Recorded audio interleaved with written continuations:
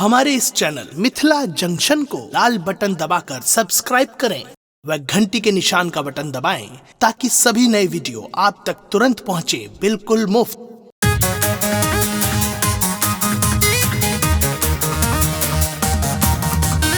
अपने सुन रहे थी गंगा कैसेट की प्रस्तुति।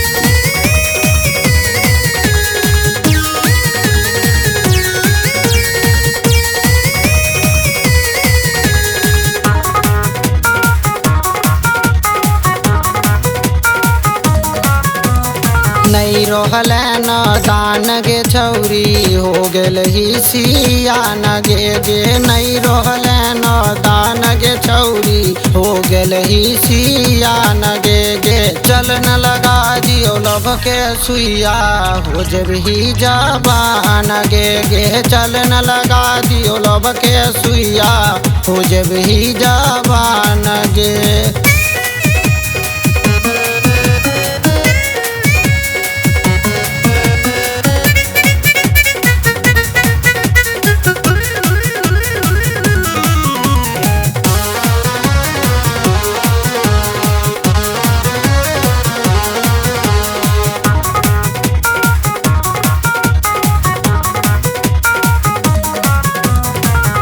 प्यार सिखबौ तोरा रखबौ ने कमी वादा करै छियौ पूरा करबौ सब कमी।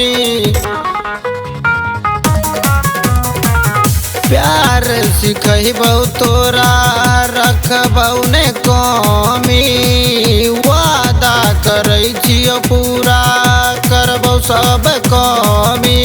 जब तक जिंदा रहबोगे छौरी रखबौ तोरा साथ में चल न लगा दियो लभ के सुइया हो जब ही जबान गे चल न लगा दियो लभ के सुइया हो जब ही जबान गे।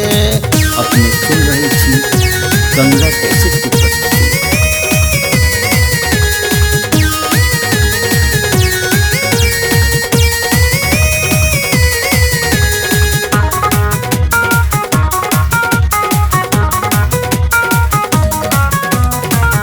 कनिया बनैबौ तोरा रखबौ शहर में आँख में कजरा लगई है लाली लगई है टोर में।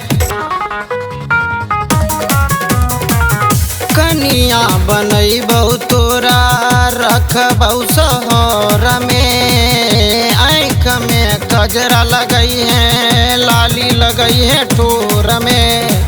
केवल के तू दिल नहीं तोरी है न गोपाल के चक्कर में चल न लगा दियो लभ के सुइया हो जब ही जबान गे चल न लगा दियो लभ के सुइया हो जब ही जबान गे। नहीं रोहल न दान गे छौरी हो गेल ही सियान गे नहीं रोहल न दान गे छौरी हो गेल ही सियान गे चल न लगा दियो लभ के सुइया हो जब ही जबान गे चल न लगा दियो लभ के सुइया हो जब ही जबान गे।